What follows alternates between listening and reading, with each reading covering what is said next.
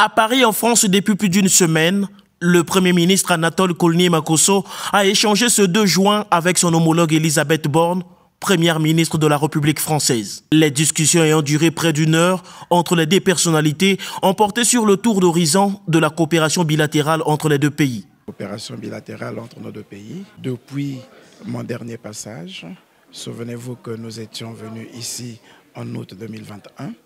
Dans un contexte marqué par la reprise des négociations avec le Fonds monétaire international et au niveau environnemental par la préparation de la COP 26.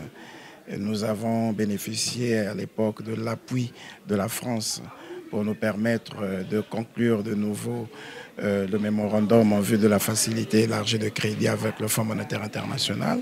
Et il y avait un certain nombre d'échéances que nous devrions de suivre ensemble. Ça nous a conduit aujourd'hui à la 3e revue.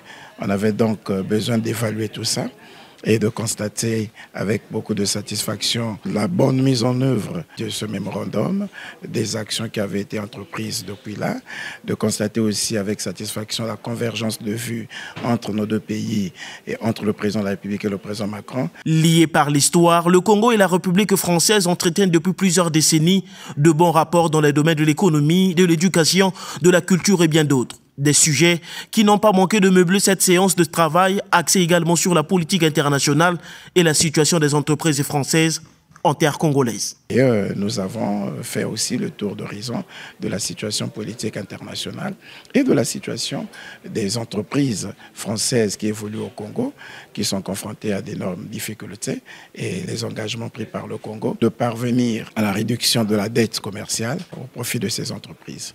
La réception d'Anatole Koloné-Makosso par Elisabeth Borne est une suite logique d'une série d'activités que le chef du gouvernement congolais a eues lors de cette visite de travail.